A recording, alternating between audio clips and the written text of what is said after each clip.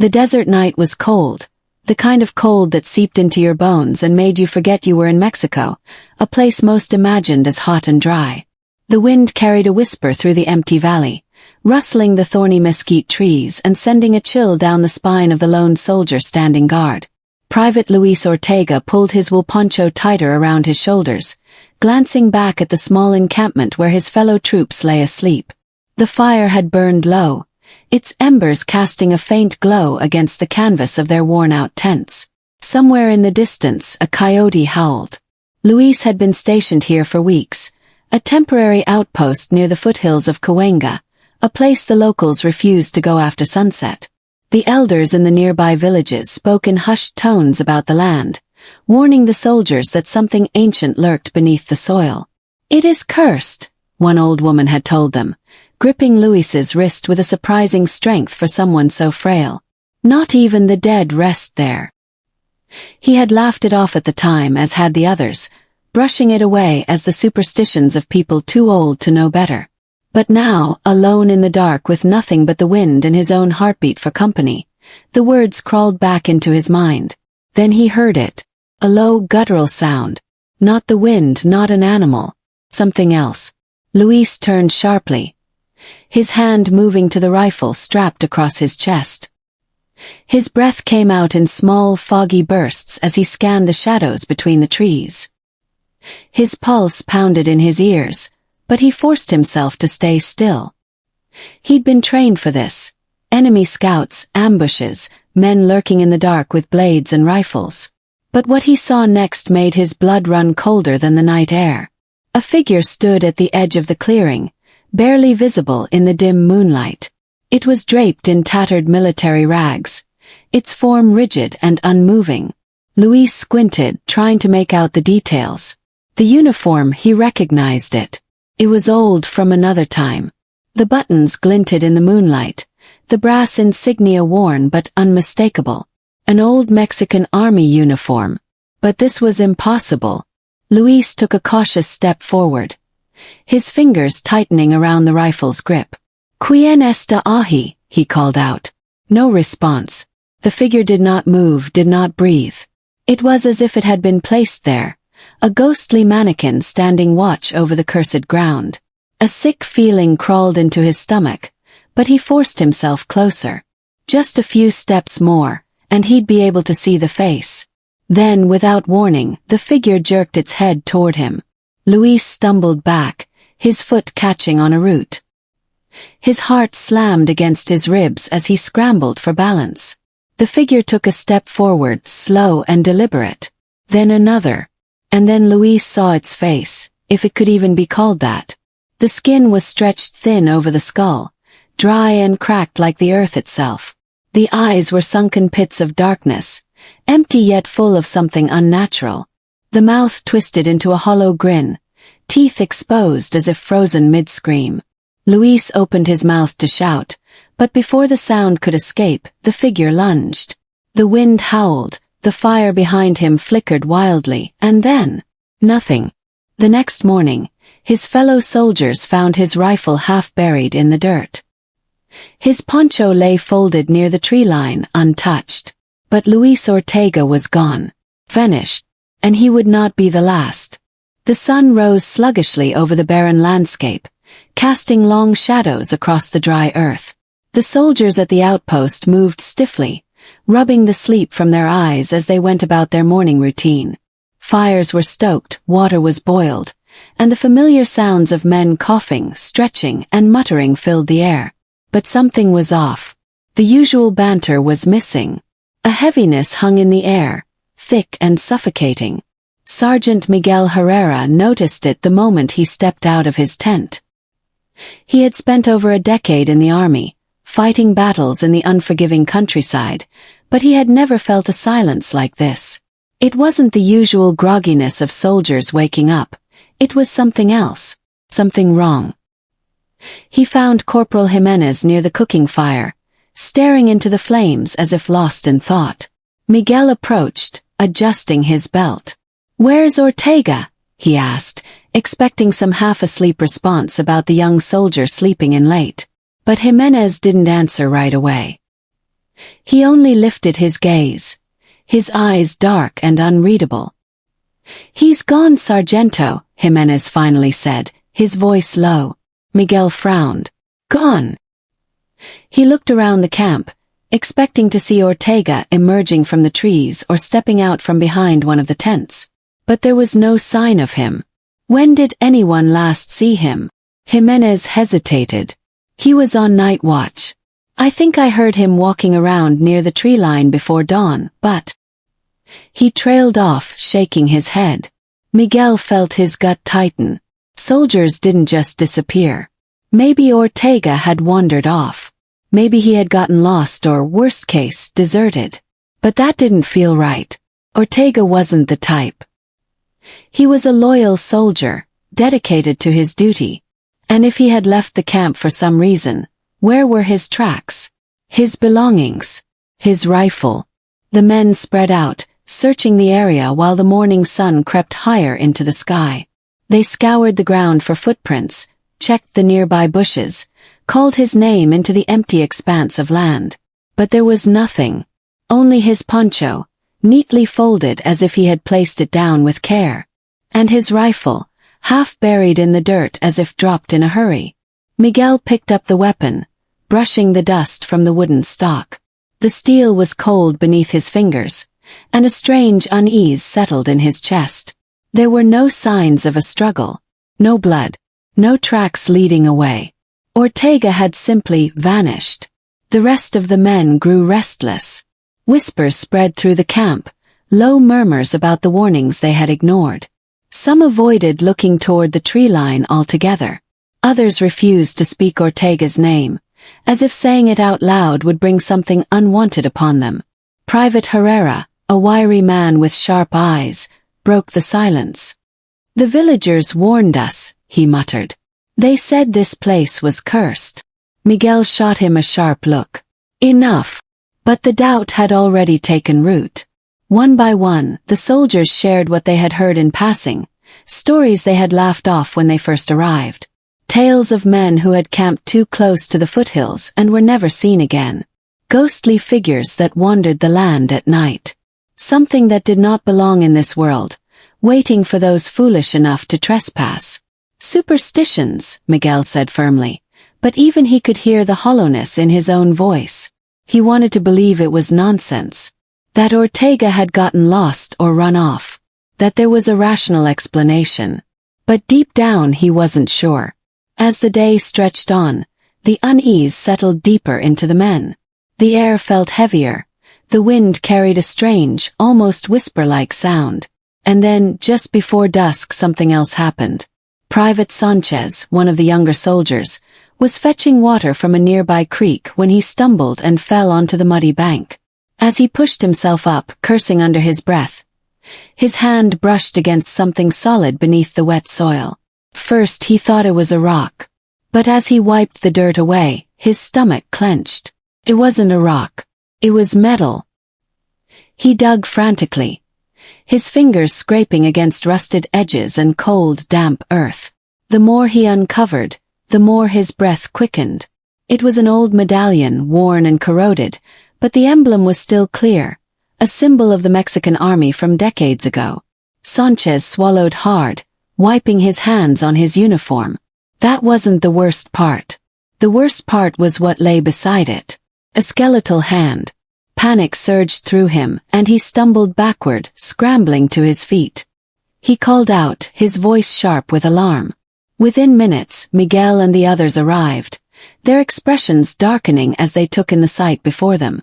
The remains were old, far older than any of them had expected.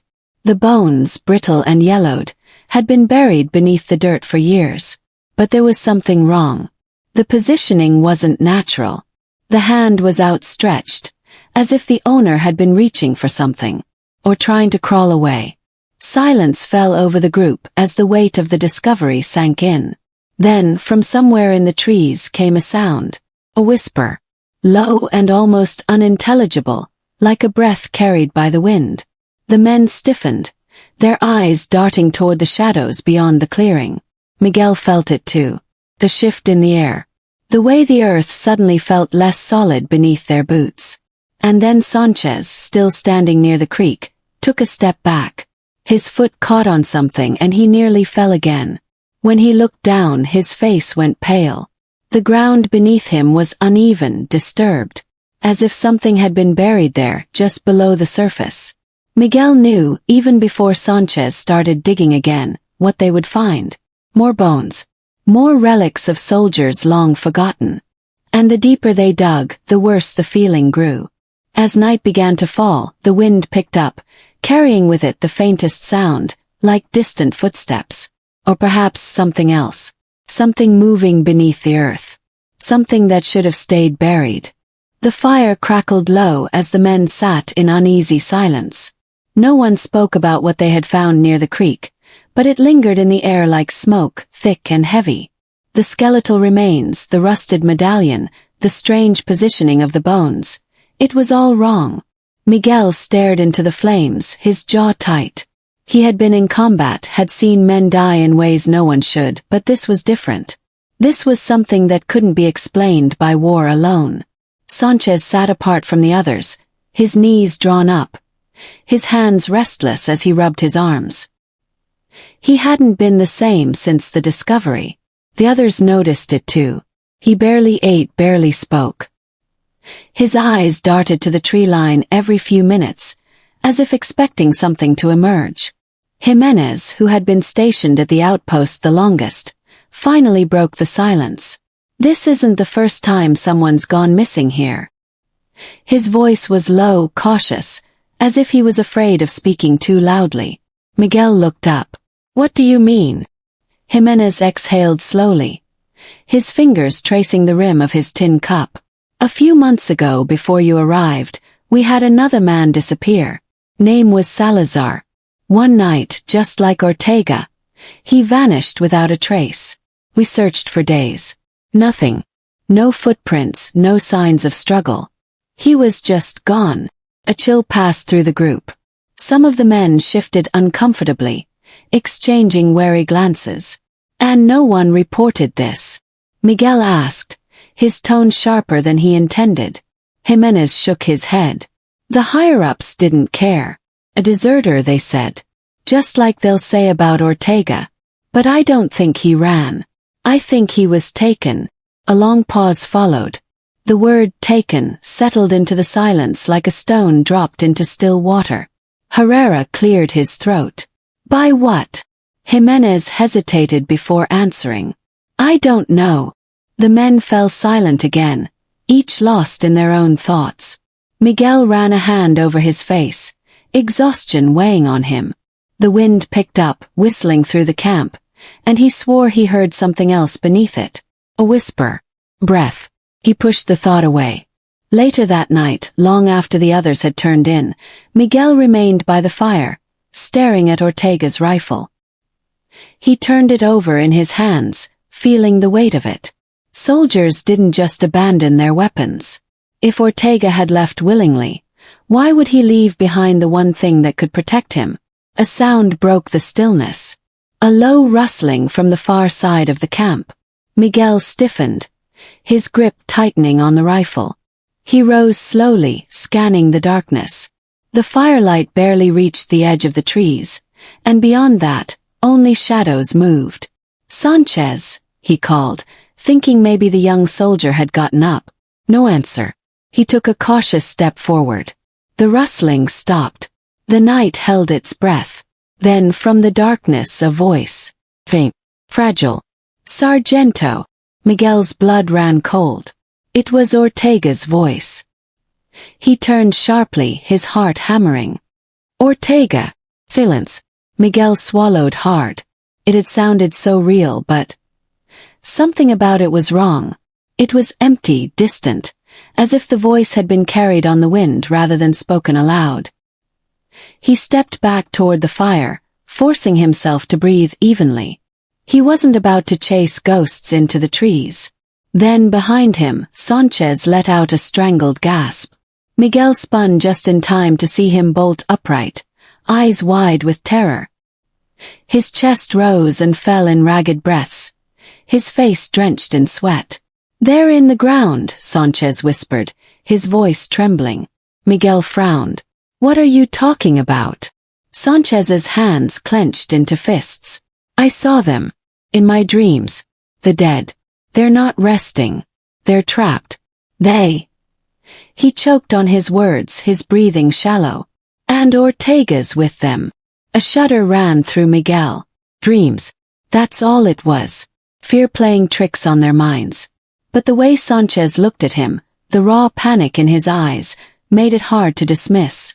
Before Miguel could respond, another sound came from the trees. A low, hollow scraping, like something shifting in the dirt. The men who were still awake froze, their eyes darting to the darkness beyond the fire's reach. Miguel grabbed his rifle and took a step forward, his every instinct screaming at him to stop. But he had to know. He peered into the darkness. And then, just at the edge of the firelight, something moved. Figure. Standing still. Butching. Miguel's breath caught in his throat. The uniform was old, tattered. The insignia barely visible beneath layers of grime and decay. The buttons glinted in the firelight. Just like before. The figure didn't move. Didn't breathe. But the moment Miguel blinked, it was closer. A sharp gust of wind blew through the camp, sending sparks flying from the fire. The flames flickered wildly, casting twisted shadows along the ground. And when Miguel looked back, the figure was gone. Only the whisper remained. "Diginos descanser. Let us rest." The night stretched long and restless. No one slept. The men sat huddled near the fire, rifles resting across their laps, eyes flicking to the tree line every few moments. The usual night sounds, crickets, distant howls, seemed muted, swallowed by something unseen. Even the wind, which had whispered through the valley before, had died to an unnatural stillness. Miguel kept his back straight, his grip tight around his rifle. He was trained to handle fear, to push it aside in battle, but this was different. This wasn't an enemy he could see. It wasn't something he could fight. Ortega's voice still echoed in his mind, that fragile whisper that had come from the trees. It had sounded like him, exactly like him. But Miguel knew better. Ortega was gone. And whatever had spoken wasn't him. Sanchez hadn't moved in a while. He sat motionless, his knees pulled to his chest, his fingers gripping the edge of his sleeves so tightly his knuckles had gone white. Jimenez nudged him lightly. "Sanchez," he whispered. No response. Miguel leaned in. "Private," he said, his voice low but firm. Sanchez blinked. Slowly. His gaze was distant, unfocused, as if he wasn't really there. "They won't stop," he murmured. His lips barely moved. "They won't stop." Miguel exchanged a glance with Jimenez. "Who won't stop?" Sanchez's fingers twitched. His breath came out in shallow, shaky bursts. "The dead." The wind returned then, sudden and sharp, sweeping through the camp like a warning. The fire guttered, casting wild shadows along the ground. A metallic clang rang out as Herrera dropped his canteen, scrambling backward. "Dios mío," he gasped, pointing toward the far side of the camp. Miguel turned, his pulse hammering. Footprints. Fresh, deep footprints in the dirt, leading from the trees toward them. But there was no one there. A sharp crack rang through the night, like bones snapping under pressure. The men tensed, rifles raised. The sound came from beneath them, from the earth itself. A slow, grinding noise, as if something was shifting just beneath their boots. Then a voice. Not Ortega's this time. Deeper. Ancient. "Dijanos descanser. Let us rest." The fire flared suddenly, flames leaping unnaturally high. The heat was intense, searing against their faces, but none of them moved. They were frozen, eyes locked on the ground where the footprints had appeared. The dirt trembled. Herrera staggered back. "No, no, no." A hand burst from the earth. Dry. Skeletal. Fingers curling as if grasping for air. Then another. The ground heaved, cracking open as more hands emerged, clawing their way upward. The smell of decay filled the air, thick and suffocating. The men stumbled back, some shouting prayers, others gripping their rifles so tightly their hands shook. Miguel couldn't breathe. He had seen death before. He had buried comrades, had watched men fall in battle, had witnessed bodies rotting under the sun. But this was something else. A figure pulled itself free from the earth, the remains of an old uniform hanging in tatters from its frame.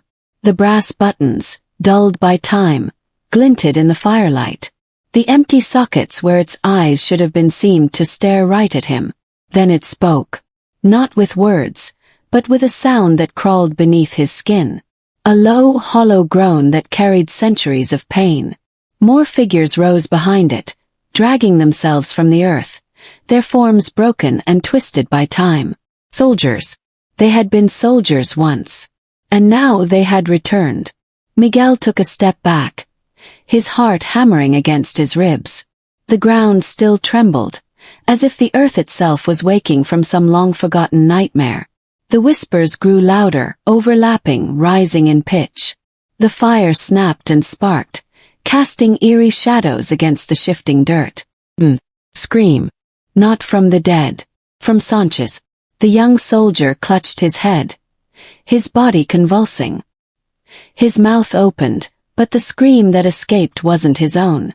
It was layered, voices upon voices, echoing from deep within him. His body jerked violently, his fingers clawing at the dirt as if trying to hold on to something unseen. Miguel reached for him, but before his hand could make contact, Sanchez went still. The night held its breath. Then, slowly, painfully, he lifted his head. And when he looked at Miguel, his eyes were no longer his own. They were black. Me. And smiling. Miguel's breath caught in his throat. The thing looking back at him was not Sanchez. The young soldier's face was the same, his features unchanged, but his eyes, those hollow, endless pits of blackness, weren't human. The firelight flickered against them, but no reflection came, as if the darkness inside him swallowed everything. Sanchez, Miguel whispered, his voice barely audible. The figure tilted its head, slow and unnatural, as if testing the limits of its body. Then it smiled. Not a warm, relieved smile of recognition. Not a nervous, uncertain grin. This was something else entirely, something cold, something knowing. Jimenez shifted beside him, whispering a low prayer under his breath. The other men remained frozen, their rifles still gripped in their hands, but none dared to move. Then Sanchez, or whatever had taken hold of him, spoke. But it wasn't his voice. It was layered like the echoes of voices long dead, all speaking at once. No pueden escapar. You cannot escape. The fire crackled wildly, the heat surging as if reacting to the presence before them. The ground beneath their feet pulsed, vibrating with something unseen, something ancient. Miguel felt his pulse thundering in his ears, his instincts screaming at him to run, to get away from whatever had just spoken. But he didn't move. Because Sanchez did. Slowly, almost casually, he pushed himself to his feet, dusting dirt from his uniform like a man rising from a peaceful nap. His head rolled slightly to one side, as if adjusting to something unfamiliar, before his gaze settled back on Miguel. "We've been waiting," he said, his voice calmer now, more human, but not quite right. It was controlled, deliberate, like someone pretending to be something they weren't. Miguel clenched his jaw. Waiting for what?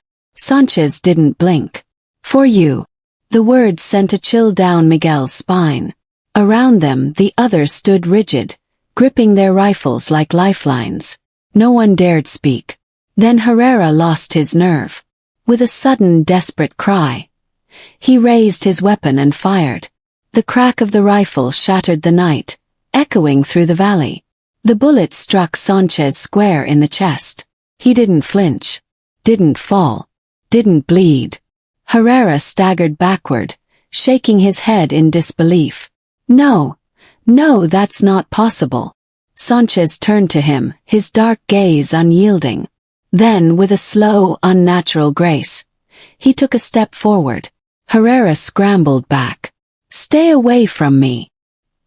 He fumbled to reload, his fingers trembling, but before he could chamber another round, Sanchez moved. Too fast. Inhumanly fast. One moment he was standing across the fire. The next he was right in front of Herrera. And then he whispered something. Miguel couldn't hear it. None of them could. But whatever was said sent Herrera to his knees. His eyes wide with terror. His rifle slipped from his grasp, clattering against the dirt. His lips trembled, but no words came out. He screamed. A raw, unearthly sound of pure horror. And just like that, Herrera was gone. Vanished. No body. No blood. Just nothing. The fire flared violently, the ground groaning beneath them, as if the earth itself had swallowed him whole. Miguel's stomach lurched. His mind refused to make sense of what had just happened. This wasn't war. This wasn't something human hands could explain. This was something else.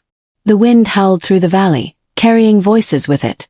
Dozens, hundreds, whispers overlapping, voices crying out from places unseen. The ground trembled again, and one by one, the figures that had risen from the dirt turned toward Miguel. Watching. Waiting. Then Sanchez. No, the thing inside him spoke once more. It's time. And the earth beneath them split open. The ground split wide beneath them, a deep, gaping wound in the earth, swallowing the light of the fire. Miguel stumbled back, feeling the heat rise from below, thick, suffocating like the breath of something ancient waking from a long sleep. Dust and ash swirled in the air, and the voices, those terrible, overlapping whispers, grew into a chorus of anguish. Jimenez grabbed Miguel's arm, his face pale with terror. We have to go. Now. But Miguel couldn't move. His eyes were locked on Sanchez, or whatever had taken hold of him.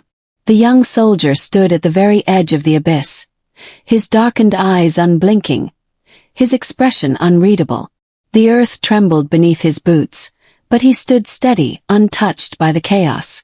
You don't understand, Sanchez said, his voice almost gentle, as if speaking to a child. This was never about you leaving. Miguel clenched his jaw. Then what is it about? Sanchez tilted his head, that eerie, knowing smile still stretched across his face. It's about bringing you back. Before Miguel could react, Sanchez raised his hand. A force, cold and invisible, slammed into Miguel's chest, knocking the breath from his lungs. He crashed onto his back, the sky above him swirling as his vision blurred. The shouts of the remaining soldiers became distant, muffled. The firelight flickered and twisted, casting strange shadows across the ground. And then he saw them. Not the soldiers. Not the dead. Something older. Figures stood beyond the rift in the earth, barely visible in the dark mist rising from below. Their shapes shifted, sometimes skeletal, sometimes whole, their uniforms tattered, their faces blurred. Their eyes, hollow and endless, locked onto Miguel, pulling him into their gaze. He felt himself slipping, his body growing numb. The whispers grew louder, wrapping around him, filling his ears, his mind, his very soul. Then a hand grabbed him. Jimenez. The older soldier pulled him up with a desperate strength, his fingers digging into Miguel's arm. Get up, he shouted over the deafening roar of the abyss. We're not dying here. Miguel fought to steady himself, his head pounding. Around him, the men who were left scrambled away from the growing chasm. The earth shook violently, splitting further, devouring what remained of the camp. Sanchez took a step forward. It's too late, he murmured. You were never meant to leave. Miguel's grip tightened around his rifle. His hands shook, not with fear but with something else. Something raw. Something that had been building ever since Ortega disappeared. No, he said, his voice steady now. You're wrong. Sanchez blinked. Miguel raised his rifle, not to fire, not to kill, but to do the only thing he could. He lunged. With everything he had left, he slammed the rifle but into Sanchez's chest, sending him staggering backward, just enough. Just enough to break whatever hold he had. Just enough to push him toward the rift. Sanchez's eyes widened. For the first time his expression changed. Not the calm, knowing smile. Not the eerie stillness. But something real. Fear. The ground beneath him crumbled. And then he was gone. Swallowed by the darkness below. The rift shuddered. The voices rising into a final, terrible wail. The figures beyond the mist began to fade. Their shapes dissolving, as if whatever force had held them here was breaking at last. Then, as suddenly as it had begun, the earth stilled. The wind died. The fire sputtered, then settled into embers. Silence. Miguel stood there, breathing hard, his heart hammering in his chest. The camp was ruined. Nothing but broken ground and scattered remnants of what had once been there. Jimenez swallowed hard, looking at the spot where Sanchez had fallen. Is it over? Miguel didn't answer. Because he wasn't sure. The ground had closed. The whispers were gone. But the air still felt heavy. Like something had left.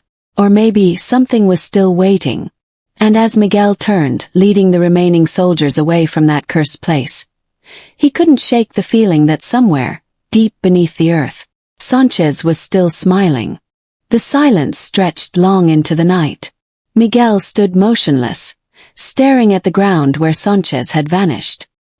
His breath was unsteady, his fingers still gripping his rifle, though there was nothing left to fight. Around him, the remaining soldiers were frozen in place, as if they were afraid that even the slightest movement would wake whatever still lurked beneath the earth. Jimenez was the first to break the silence. We need to leave. Now. His voice was hoarse, raw from shouting, but there was an urgency in it that Miguel couldn't ignore. Miguel turned toward the others. There weren't many left. What had started as a full unit had been reduced to only a handful of men, their faces pale, their bodies trembling. Some refused to look at the ground. Others kept glancing over their shoulders as if expecting something, or someone, to emerge from the darkness. With a slow, heavy nod, Miguel finally spoke. Let's go. No one hesitated. They moved quickly, their boots crunching over broken earth and scattered debris. The fire had burned down to glowing embers, barely casting enough light to see. Every step away from the cursed ground felt like escaping something unseen, something that still watched them, still followed in the shadows. They walked in silence for miles, never speaking of what had happened, as if putting it into words would make it real again. The jungle around them was eerily quiet, the usual sounds of insects and distant howls absent. It was as if the world itself knew what had transpired and had fallen into mourning. By the time they reached their outpost, the sky was beginning to lighten with the first hints of dawn. The sight of familiar tents and other soldiers brought a brief wave of relief, but it was fleeting. They were safe for now, but none of them felt like they had truly escaped. A senior officer met them at the edge of the camp, his expression darkening as he took in their condition. What happened? He asked. Miguel hesitated. How could he explain what they had seen, what they had lost? How could he put into words the impossible, the unexplainable? Jimenez stepped forward, his voice steady but quiet. We were attacked, lost too many men. The ground gave way. The officer frowned. Attacked by who? Jimenez didn't answer right away. His gaze flickered to Miguel, and in that unspoken moment they both knew. No one would believe them. No one would ever understand what had happened that night. So Jimenez simply said, "The jungle took them." It was enough. The officer sighed, rubbing his temples. "We'll send a search team back." Miguel shook his head sharply. "No. Let them rest." The officer studied him for a long moment before finally nodding. They were given time to recover, but sleep never came easily. Even after returning to their normal duties, the weight of that night never left them.